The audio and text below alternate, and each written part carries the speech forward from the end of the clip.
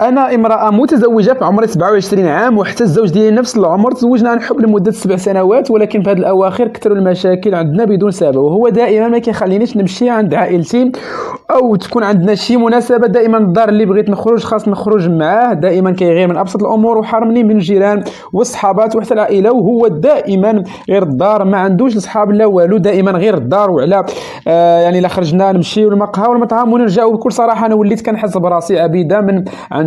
العائله ديالي كيقولوا لي راه هادشي بزاف اللي كتعيشي فيه، وحتى النفسيه ديالي دمرات. وليت كنحس براسي في عمر 40 عام، وبكثره الدار وقله الخروج وليت كنزيد في الوزن. دابا بكل صراحه كنفكر في الطلاق، واخا انا كنبغيه وحتى هو كيبغيني، ولكن بكل صراحه صافي انا عييت بزاف.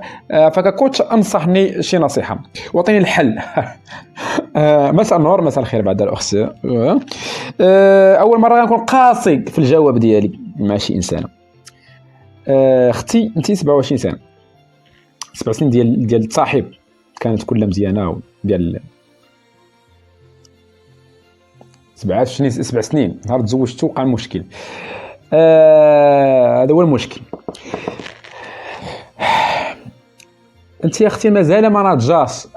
دابا يلاه يمكن لك انك تختاري واش تزوج ولا لا. في هذا العمر هذا يلاه يمكن لك انك تختاري. يمكن هنا خصك تاخذي قرار واش تزوج ولا لا. انت سبقتي انت داك الشيء عندك بالمقلوب. الزواج شنو الزواج هو نخليك نمشي عند داركم وتمشي هنا مره عند عائلتك، مره في هذا العرس، مره في هذا الاسبوع، مره في هذا. شنو هذا هو الزواج هذا عندك؟ شنو الزواج؟ نخليك عند صاحبتك جارتك كل مره في كنت. انت مازال ما مؤهلاش انك تتزوجي، هذه اول حاجه، ومازال ما عرفاش القيمه ديال الزواج، ثاني حاجه، مازال ما مسؤولاش، ثالث حاجه، ومازال ما عارفاش شنو هي العائله.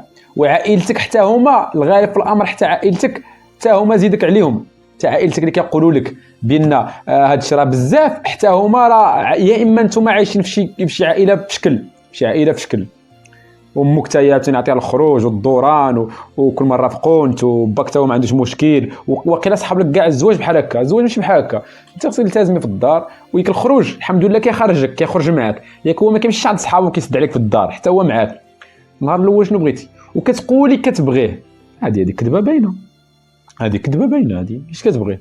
الا كنبغيو الانسان راه عجبنا الحل بقى معنا وخرجنا معاه. اش بغيتي نهار اختاريتي شنو؟ انت شنو بغيتي؟ انت بغيتي داك الزواج اللحظي لانك دوزي مع واحد الوقيته تضحكوا بحال التصاحب، دوزوا تضحكوا تخرجوا تسافروا وصافي الله يعاون، هو يمشي بحاله وانت تمشي بحالك عاوتاني لداركم وتدوري وتخرجي وتمشي عند صحاباتك وجيرانك، عاوتاني فاش توحشي ترجعوا عاوتاني وتجلسوا عاود ديروا علاقات وكذا، عا هو يمشي عاوتاني بحالاته، عاود تمشي بحالاتك. ما بغيتيش مازال ما عندكش انك الفكره ديال ان الزواج راه هو بيت واحد، دار واحده، في اسره واحده، وانت في مرحله انتقاليه من داركم وعائلتك وداك الشيء للدار عند راجلك لدارك، وانت تاسسي واحد الاسره بالله. ما بقيتيش تتابع دوك الناس ودوك الجيران ودوك الخروج ودوك الدوران ودوك هذا الاسبوع هذا العرس. نديرو انك تطلقتي. شنو صافي الهدف ديالك شنو؟ دابا انت غتوازني بين الراجل وبين انك تخرجي وتدوري باش تعرفي راسك راه صايط لك فيه الريح، راسك راه باقي صايط لك فيه الريح، مازال خصك تخرجي. يعني انت اصلا ما كانش راك تزوجي، مازال اصلا ما مؤهلش باش انك تزوجي. نديروك تطلقتي. شنو معنيت؟ انك تطلقتي دابا راك مطلقه. هي شنو زعما شنو غتربحي؟ انك تخرجي وتدوري وتمشي عند امك وتجلسي، امك غتطلع لها في راسها. بقيتي معاها ديما برا غتطلع لها في راسها تقول لك بنتي شنو غتطلع لها في راسها. دابا انت غتطلع لها في راسها، دابا انت مع امك ديما راه غتطلع لها في راسها، بقات تشوف فيك تنوضوا على الصداع والمشاكل. عند الجيران بقى تابع هذا تزوج هذا تطلق هذا مشى للسبوع هذا صافي. هذا هو البليزير، هذا هو هذه هي النشوه، هذا هو الفرح، هذا هو الحلم ديالك، هو هذا هو. تبقى تدوري من دار لدار مش عند الجيران تجمعي. شفتي باش تعرفي النضج راه باقي ما وصلهالوش اختي، مع كل احتراماتي لك مازال ما وصلش للنضج. هذا علاش انا صراحه يبقى فيها هذا السيد هذا مسكين اللي غادي معك بخير وغادي معك ولد الناس وغادي معك زعما هاد الصفات اللي فيه اي وحده غتتمناهم. لكن انت للاسف ما عرفتيش القيمه ديال هذا الانسان وما عارفاش القيمه ديال هذا الزوج. انت غلطه 100%، ما عندك حتى بورسون واحد ديال انك على صواب. نتفاهم معك باش نكونوا واضحين. انا قلت لك هذا اقصى جواب غنجاوب شي وحده، ما عمري جاوبت شي وحده بحال هكا، لكن ما لقيتش زعما حتى منين ندير لك التخريجه. ما كاينش. انت اصلا غير مؤهله انك تتزوجي بوان فينال.